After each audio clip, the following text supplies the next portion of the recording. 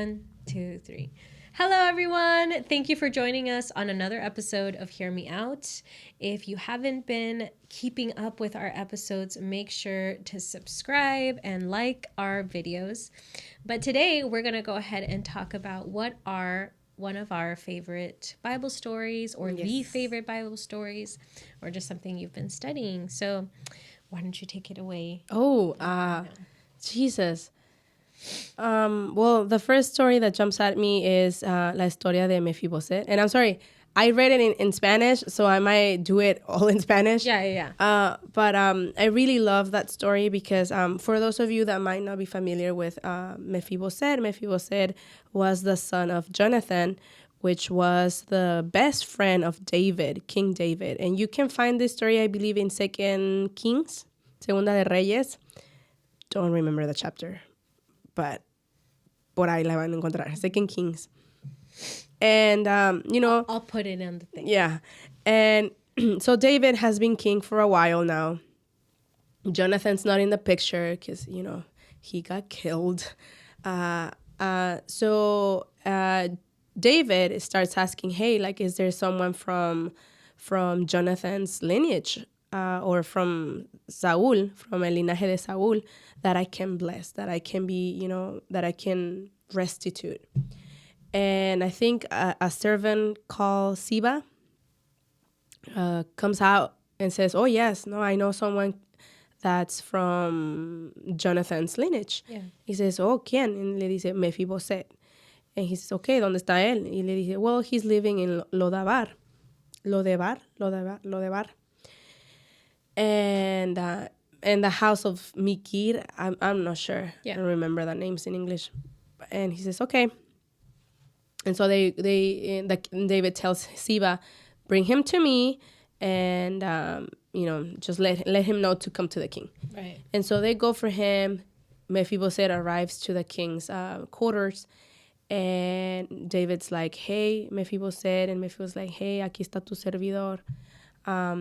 Y le dice, okay, pretty much le dice, por amor a mi amigo David, I'll give you back everything that belonged to him, and not just to him, but to your grandpa, Saul.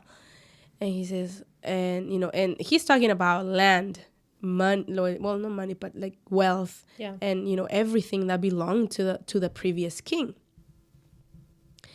And he says, and Mephiboset replies with, who are you? Who am I for you to look at me? Y en español me gusta mucho the expression. I don't think I've read it ever in Spanish, in English.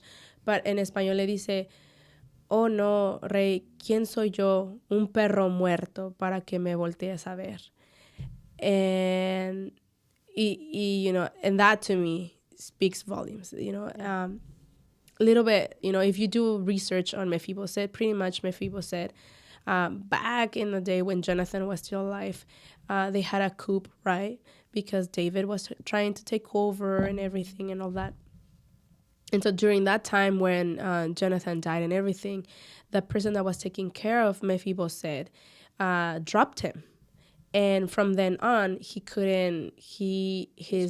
was crippled. He couldn't move his legs. So he lived on his legs. He would and then it's interesting because the place where he lived, Lodebar, is I think it means ground where there's no fruit or fruitless or something like that. So, and his name Mephiboset means one who brings shame, I think. And he was supposed to be a prince, a king. Yeah, and he was supposed to be a king, because he was the son of Jonathan. So to me, that story, later on, sorry, I'm very bad at telling stories. And later on, when David is talking to Mephiboset, and Mephiboset le dice, who am I for you to look at me? I'm just I'm nothing, Y David le dice, no, from now on vas a comer en la mesa del rey y vas a vestir como la realeza. And that to me is, it's a beautiful story of restoration. It's a beautiful story of, sometimes I think when I read it, I felt very convicted because I felt like, man, how many times haven't I felt like a perro muerto, you know, a dead dog, like nothing, you know, and you don't have value, you don't bring nothing to the world, you don't add. In fact, you're just subtracting because you're there breathing, Forgotten even. you know, forgotten in a land where there's no fruit, and you're also not giving fruit, and you can't move, you know, you can't. So to me, and then his name too, you know, that one who brings shame, and it's just like también, you know, sometimes you feel shameful and ashamed. And so cuando David le dice, oh, like, no, you know, from now on, todo se te va a regresar, lo de tu padre, lo de tu abuelo, y no nada más. And I'm not just going to stop there, pero I'm also going to, you know, you're going to eat with me a la mesa del rey, con ropa limpia, con ropa que te va a resaltar como realeza, porque eso eres lo que eres realeza. And so, I mean, there's probably much, much more meaning to that story because the Bible is just filled with that. But to me, it was that. What speaks to me every time I read that story is that of like, that is how God is with us. He, when you feel like you're forgotten in a place where there's no fruit, you know, and you're also not giving fruit, when you feel that you yourself don't bring anything to anyone's life, maybe there's someone, God, that will restore that will tell you, no, come and eat at my table, come and dress in royalty clothing, and I will take care of you. I will give you not only what you wanted, because I'm pretty sure Mephibosheth was hungry, and he probably would have been content with just suffice me with meals, you know, but not only what you wanted, but also more. I'll give you more. I'll restore the wealth, no solamente de Jonathan, tu padre, pero de Saúl, tu abuelo. And that to me is just, sometimes we think that God is not providing, that God has forgotten us and everything. And there will be that time where you're going to see that he had never forgotten you, that you've always been in his plans. And he'll restitute twicefold, you know, he'll restitute you with as many blessings. Y se me hace interesante que, again, la Biblia no se equivoca. En la Biblia también dice que hay más que él nos dé que nosotros que pedirle, right? And so that story to me, it's that. There was a lot more Mephibosheth received than what he could have ever asked. And check that story out. It's interesting because I've heard that story before. There's actually a song, if you guys haven't heard it, I don't know the title of it, but I'll link it in the description. What impacts me of that story is that when he was dropped, he had to have been max 5 years old. Yeah, like a little kid. He was a little kid because he was being carried, you know, so he was clearly being taken care of by his, you know, no sé cómo se dice en inglés right now, but su niñera, right? Entonces, su nana. But what's interesting to me is that this was a child that had been born into royalty. And that's all he knew, you know, for the first years of his life. And it wasn't his fault that he was crippled. It was someone else's fault that he was in that situation, because immediately she assumed David is now king. His grandfather, his father have been killed. Odds are they're going to come, because it was a rule, it was a law. You do away with whoever was previous in royalty. And so she's doing her job, and I'm going to do what I can to get him out of this situation. But he gets hurt in the process. And I think that's what's devastating, that he had to live with a situation that was never because he made that choice. Yeah. And that's what I find to be like what we can apply, because there's a lot of people that are in situations that they didn't choose for themselves. You didn't choose your parents. You didn't choose your, you know, upbringing. You didn't choose your financial situation. And it was just such a sad situation for him to have awareness that he could have had a different life. And like, how many of us haven't maybe at some point in our life been like, oh man, if I just had different opportunities, if I had just had a different financial situation or whatever, if I had chosen a better career, better career, you know, my life wouldn't look like this. And we don't know to what degree where his esteem was, if he self-loathed, if he had any hope. But given where he lived, given what his name was, given his physical situation, odds are he had a fairly miserable life. And so I mean, for him to regard himself as a perro muerto, that's how he viewed himself. Exactly. And then I can only imagine what he must have thought being brought into the king. Like, he's like, they found me and this is it, you know, like I'm gonna get killed, I'm gonna die, it is what it is. And then to be met with, no, you know, I loved your father, he was my best friend, and I've been searching for you, and I'm gonna bless you. And so to me, that it shows me that it really doesn't matter who you are and what your starting point was. That's irrelevant to God. That's irrelevant to your relationship with him, because it's not an exclusive club to be saved. It's not, you don't have to be rich. You don't have to be educated. You don't have to have it all together for God to love you, you know, or for God's promises to be applied in your life. And that to me is what I take from that story, where it's like, yeah, you know, it doesn't matter. And I can claim things. I can claim God's love and not feel like my starting point is going to define me, you know? For me, I wouldn't say it's my favorite story necessarily, because I just read it. So right now it's just recently been ministering to me, and I recently heard the sisters had a conference, and the ladies in our church, and that's what they talked about. So like, isn't that so interesting? What a day to miss being a Dorca. And so my mom called me this week, and she was like, hey mija, there's this new song called La Tsunamita, and you need to hear the story. And I was just like, okay. And she's like, go to 2 Kings chapter 4, and you're going to find the story of this woman.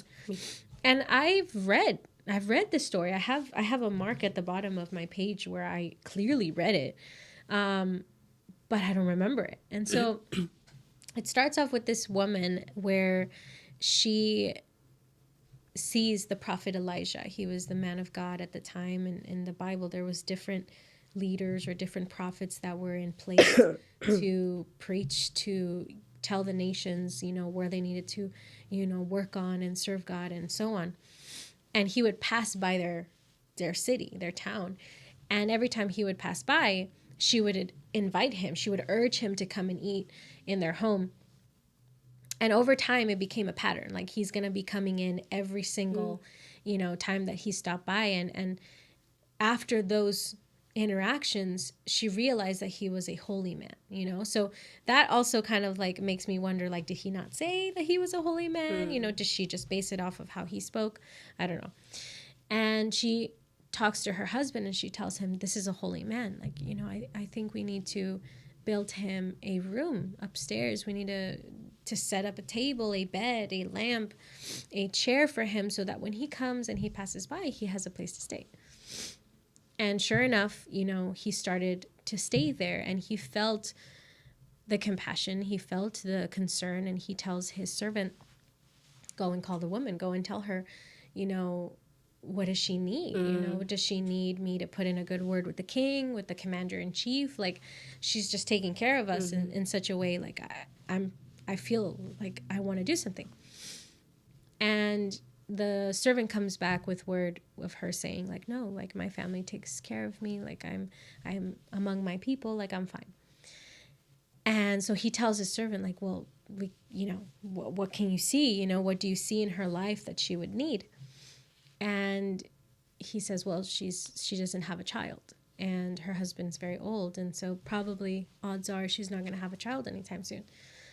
So he's like, go call her back. And she comes in to the room, and he tells her, this time next year, you're going to have a child in your arms.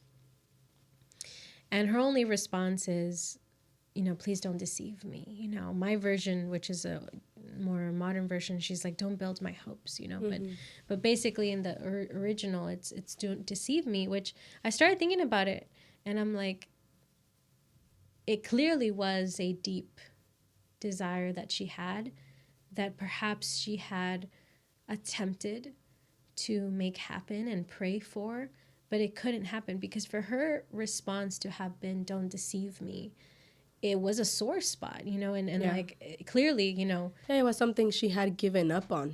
Exactly. And so, sure enough, the following year, she has a son, and she's, I'm sure, overjoyed. And it just fast forwards. It tells us that, a couple years later, her son was on his way to go see his father in the fields where the harvesters were. And as he was with his father, he starts to complain, and he says, my head hurts, my head hurts. And so his father tells his servant, go take him to his mother. And so she takes her son, and he dies in her lap. And that was already like, what? Like, as I'm reading this, I'm like, she just got him, He had to be young enough for her to carry him all the way upstairs, 3, 4. And she puts him and lays him in the bed where the man of God would sleep. And she shuts the door. Where Elisha, the prophet, would stay. And she goes and she tells her husband, I need you to send for a donkey and a servant, because I'm going to go see the man of God. And he tells her why. Is it a moon festival? Is it the Sabbath? Like, why are you going? And she just said, all is well. Like, just, I'm fine. Let me go. So he's like, okay, sure. And that, like, again, is impactful to me, because it's like her son just died. And she's not telling her husband, our son just died, what do we do? She's like, I'm going to go see the man of God. So she goes, and he recognizes her from a distance, and he tells his servant, go meet her, go ask what she's, what she needs. And so the servant asks her, is everything well with you? Everything well with your husband, your son? And she said, all is well again.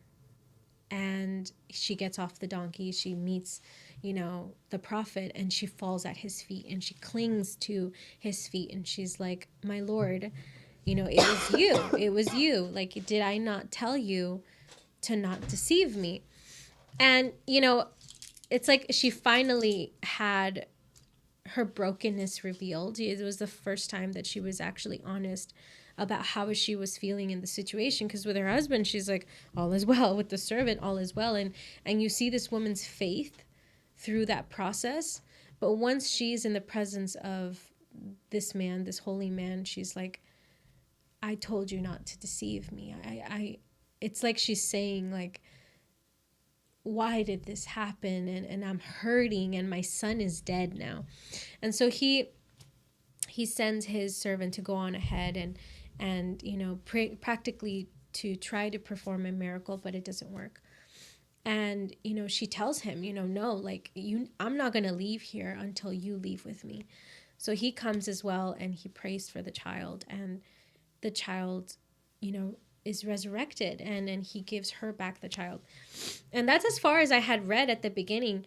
And what for me was like, it was just a lot of things, but to me it was like, this woman was wise enough to identify that the most important thing that she needed in her life was the presence of God, because wherever the prophet would go, the presence of God would go. This is obviously Old Testament times now. The presence of God could be with you now, here. But at that time, for her, it was like, I wanted to dwell in my home. I wanted to live in my home. And she didn't do it with an ulterior motive. She didn't feed him or hospedarlo because she wanted something. Even when she's asked, what do you want? She could have said, I do want, maybe I want a job at the king's court or something. But no, she's like, I'm fine. I have everything I need. And that convicted me, because I was like, when has the presence of God been enough for me? When has my relationship with God really been all to me? And a lot of the times, it hasn't been, because we're so focused on things of this world and my job and my relationship and el quehacer, that you lose sight of what's really important. And then it also convicted me how she responded in her situation when she was in need. She could have gone to her husband. She could have gone to to the neighbor, to someone, and been like, oh my God, in distress, and this is happening to me. But she knew no one can provide the solution to my problem. And maybe wise enough to say, I don't want anybody to oppose me. Because a lot of the times when we're in need and we find comfort in someone, and we're like, I'm going to go ahead and I'm going to use you as an example. I'm going to tell the sister, I'm going to tell the person, hey, I'm going through this. I'm dealing with anxiety. I'm dealing with financial struggles. I'm dealing with brokenness. I'm sorry you feel that way. Like, I'm sorry that you're going through that, and you're walking away worse than when you first met them. And I think that's wise, because at first I was just seeing it from like, oh, she's just so strong in faith that she went to the source. But she was also wise enough to say, I'm going to guard my heart, that I'm going to go ahead and go straight to the source. And it all in all, like, it was just like, Lord, like, I want you to want to live in my heart. I want you to find a dwelling place that is prepared for you. Because it's one thing to ask God, come to my heart, live in my heart, but is there really a place prepared for him? Like, is there really a place that you're intentionally saying, Lord, I am seeking you and I want you? And I mentioned this to you yesterday, where it impacted me that he recognized her. The prophet recognized her from afar. Look, it's the Shunammite woman. She's coming over here. And I was like, does God know who I am? There's a scripture in the Bible that says, Lord, we testified in your name, and we cast out demons in your name, and we baptized in your name. And he responds with, I don't know who you are apart from me. And it's like, how many of us sometimes go to church and we go through the motions, and we live off of the crumbs on Sunday services and events, and we think God knows who I am. I have a relationship with God, but you don't. I don't. And so that was like the beginning part of it. That was just like, oh my God, like, I do want to be like this woman, and I want to serve God, not because I have a need and that's driving me. I want to serve God because that is enough for me, because that is all that I need. And if you notice, because she was consistently seeking God without an ulterior motive, God met her desire. God provided for her. God granted the desires of her heart. And a lot of the times we go about it backwards. We start with, Lord, I need this, and Lord, provide this, and Lord, I want, a better job. I want a bigger house. I want a husband. I want whatever it is. And then we are like, okay, because I want this, I'm going to start pursuing God. And this woman did it the right way. I'm going to seek him first, and then a miracle happened. And the story doesn't end there. I don't know if you want to finish off that story, because it's just as powerful. Because I thought, that's enough. That's enough for me to like speak in tongues and worship and pray and feel the conviction. But her story goes on. Yeah. Well, I think it's so interesting how when the kid comes back to life, he sneezes 7 times. Yes. And 7 times, the number of God. Yeah. So, it's just, there's just so much to nitpick. Yeah. But pretty much later on, Elijah tells her, hey, go back to your land, because there's going to be a famine here in where she lives, where they living. And so she does what he tells him. She goes back to her land, and over there she loses everything. She loses everything. She loses her husband as well. The only thing that she doesn't lose is the kid, her son. So years pass by. She comes back, and she comes back to the kingdom, to Israel, right? And the servant of Elisha is serving the king. And the king asks him, hey, tell me what else Elisha did. Tell me what all the stories because, the servant of Elisha went with him wherever he went, wherever there were miracles, wherever he performed miracles in the name of God. And so the king is telling him, like, let me know what else he did. And so he's telling her about the Shunammite woman. She is like a novela from like those Mexican novelas. As he's telling the king the story of the Shunammite woman, he appears in the kingdom. She's there at the door. And the servant of Elisha says, oh, and you know the story I just told you, king? The woman with the kid and the Elisha, everything? Well, that's the woman right there. And so the king's like, oh my goodness, really? Like, come on in, And he asks her, what happened? And she says, well, this and that, and then I lost everything. I have nothing. I lost my husband. I lost my land. Because I don't know if you mentioned it, but she was wealthy. She was a wealthy woman. She was a woman of name and renownance. So she's telling him, right? Like, I've lost everything, my husband, my wealth and everything. And the king tells him, you haven't lost a thing. I'm going to give you back your land. I'm going to give you back your wealth. And in fact, I'm going to give you back what we made off of your land during all these years that you weren't tending to it. So, again, very similar to Mephibosheth. The king is not only restoring her wealth and status. He's saying, I'm going to give you more. I'm going to give you the profit we made off of your land while you weren't tending it. Yeah. I'm going to give you back that. So it's like restoration, sorry, I have a candy for my throat. I think those stories, and it's very interesting that those are the stories you just read it and it's close to your heart, but that story is also close to my heart. And I think it's because of that same reason. It gives us hope. Mm-hmm. It gives us hope that you can never be too far removed, or maybe you can, but there's always a chance for you to go back to God, and for God to restore you, for God to see in you two different ways to approach God. Right? Two different ways. Right. Mephibosheth was gone. He was forgotten. He probably forgot about the king went after him. The king went after him. And for the Shunammite woman, it was different. She pursued, right? So two different ways for restoration. Yeah. And yet, if we take it at face value, God still managed to give more than what they needed or wanted. And I think in Mephibosheth's case, it was more of out of love, out of compassion. And David had so much love for Jonathan. He's like, what I'm doing is not even enough. This is just, this is nothing compared to what I would have given, what I would have done for you, as a son of someone I love. In the Shunammite woman, I think it was, I'm seeing your faith. Yeah, I'm seeing your hunger. I'm seeing how committed you are to me.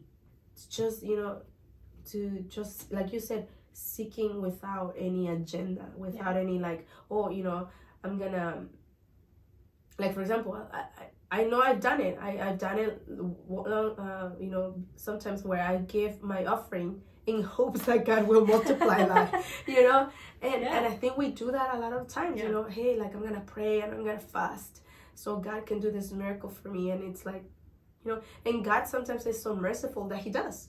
He's like, okay, fine. But because he loves us.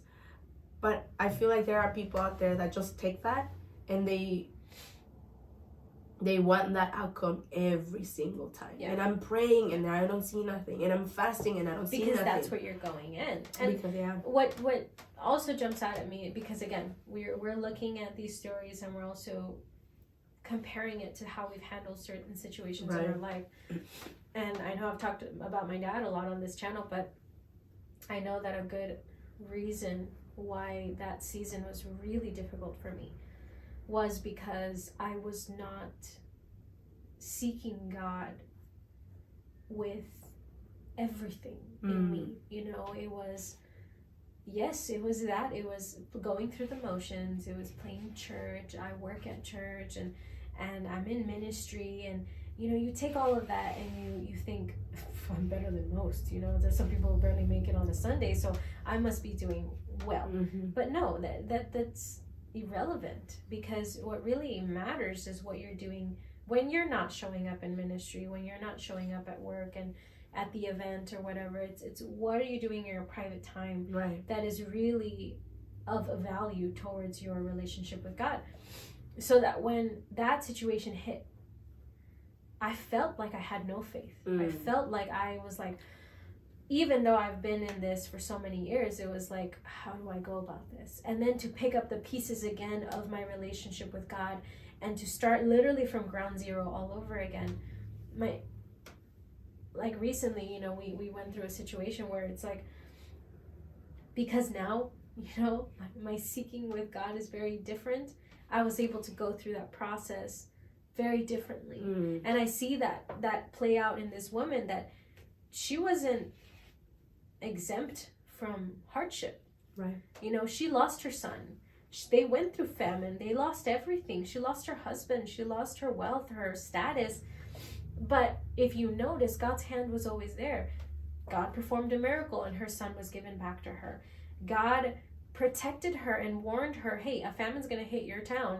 You need to get out of here. And then God was already preparing the solution for her when she didn't even realize, when she's coming to barely claim with, who knows where her mind was in that. Am I going to get anything? Perhaps not. We just overcame a famine. Here's the king, who, might I add, was not a good king. Because he's impacted by her story, is like, here's everything you lost and more. And so to me, it's like, if that isn't an example of how we need to do things when it comes to our relationship with God, it's like, Lord, if it's like the scriptures, seek ye the kingdom of God first and his righteousness, and everything will be added unto you, and he will give you the desires of your heart, because that's how it works. You know, if you make God your everything, if you become satisfied in him, he will take care of the rest, as opposed to doing it in the opposite, you know? And so, yeah, definitely those stories, both of them are impactful. La de mi fiel usted nomás me da sentimiento, because I feel like we've all been there in our relationship with God, where it's like, I don't deserve your love. I don't deserve your healing. I don't deserve your provision. And God's just like, but here it is, and more. And you have to, there's a scripture that says, I'm going to send rain to you in such a way that you will not be able to handle it. Like, it's going to overflow. It's going to overwhelm you how much I'm going to bless you. And so, yeah, kind of emotional there. Yeah, oh man. But I think, I mean, the Bible is filled with so many stories. Those are just two of the minors. Yes, yeah, those are just two of the, you know, one could say very, very, I mean, stories that we read and we brushed off. I was like, oh, that was cool, but you know, we move on, because we study the David and Goliath. Because you move on to the big stories. You know, those stories are like, oh, Jonah and the whale. Yes, you know, Moses and the sea, and Jesus. You know, the whole journey Jesus did and everything. But I think what it is that when you start focusing on the smaller characters, on those stories that just get 4 or 5 verses, you can really take something from them. You know, I mean, I think Mephibosheth is 6, 8 verses. Yeah, this was not even a chapter. It wasn't even a chapter, and same thing with the Shunammite woman, right? I mean, so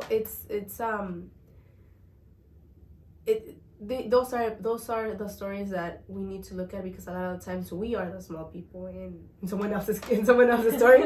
No, we are the small people, you know, like and I think also that story of Mephibosheth made me realize, that a lot of times we have entitlement. We think we deserve something. We think, you know, and that made me think. That made me think.